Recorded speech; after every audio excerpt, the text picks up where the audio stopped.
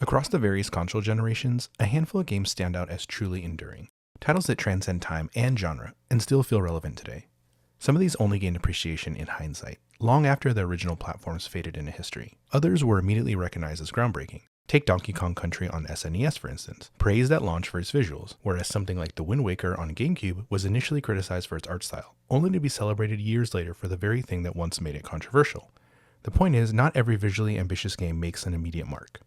But some games do make that instant impression. Often they're the first of their kind or the first to harness the full power of a new generation of hardware. For me, it was the 7th generation of consoles that truly opened my eyes to how breathtaking a game could look, and gave me experiences that still stand out in my memory. Burnout Revenge. Arcade racing games have always blurred together for me, fun but largely interchangeable. The Burnout series, especially before this particular entry, felt like more of the same. That said, I can appreciate how much the series has evolved over time, particularly when comparing the original game to say something much more recent like the last entry, Burnout Paradise. But one title truly broke the mold, both visually and mechanically, Burnout Revenge. Originally released for the Xbox and PS2 in 2005, Burnout Revenge got an HD version for the Xbox 360 in 2006.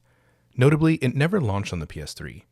This was the first time in the series I was genuinely impressed, not just by how it looked, but by how it played. I didn't get a 360 at launch, even though I worked at Best Buy at the time. There were restrictions on employees buying high-demand items, so it wasn't until the following summer that I finally snagged one.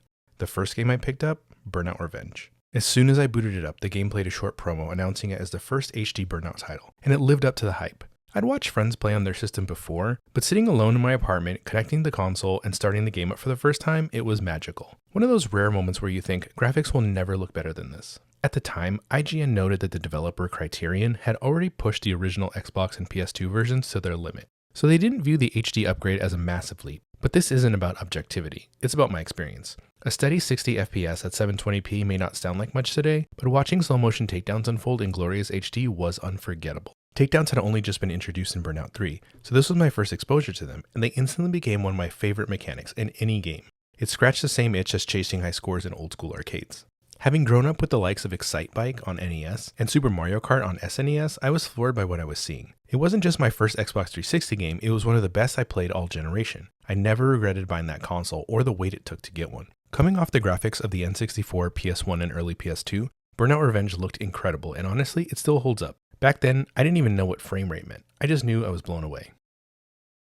God of War 3. Kratos is probably more widely known today thanks to the 2018 soft reboot, but his legacy had already loomed large in my gaming life a decade earlier. God of War 2 ended in 2007 with one of the biggest cliffhangers I'd ever seen. Titans climbing Mount Olympus, ready for war. My friends watched as I finished it, and immediately we started theorizing about what would happen next. When God of War 3 finally arrived in 2010 on the PS3, it felt like a lifetime had passed. I remember standing at a crossroads of decisions. Should I buy the brand new slim PS3 or the just released first gen iPad? I went with the PS3 and picked up God of War 3 as my first game for it. I was not disappointed. Within minutes, the long anticipated battle between the gods and titans was underway, and it was jaw-dropping. The moment that truly sealed it for me was the fight against Poseidon. Presented as a mix between a crab and a horse-like monster, which made sense of course, he's the god of the ocean and the mythical creator of horses. But what blew me away even more was the fight's conclusion. Once you've reduced Poseidon to a humanoid form, the game switches perspectives. You're still controlling Kratos, but the camera shifts to Poseidon's point of view as he's being brutally torn apart. I'd never seen a cinematic moment like that. Raw, violent, and completely immersive. The cutscenes rendered in-engine weren't the first of their kind, but they were among the most seamless and cinematic I'd ever experienced. It was a reminder that games didn't need to rely on pre-rendered gloss to be epic. It could tell a story at a large scale and still remain fully interactive. In a way, it also foreshadowed the no-cut style that the series would perfect in the 2018 reboot. Before we wrap up, one game does come to mind for an honorable mention, and that is infamous Second Son on the PS4. This one really made me appreciate open world design without falling into the rinse-repeat checklist formula that plagues many other titles. The special attack cinematic, where the protagonist launches into the sky, absolutely iconic, and as someone from Seattle, seeing familiar landmarks, however loosely interpreted, was a special touch. So yeah, those were some of my next-gen moments.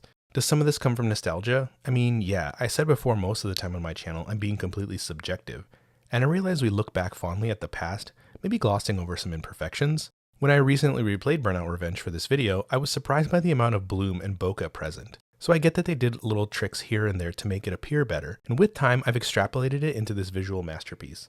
But hey, again, it's my channel, and I stand by what I've said here, because I did feel this way at the time. Nearly 20 years later, and my memory isn't perfect, but my love for these games is. So what about you? What game gave you that feeling like you just stepped into the future? Drop a comment below. If you haven't subscribed, now's a great time. Thanks for watching, and I'll see you in the next one.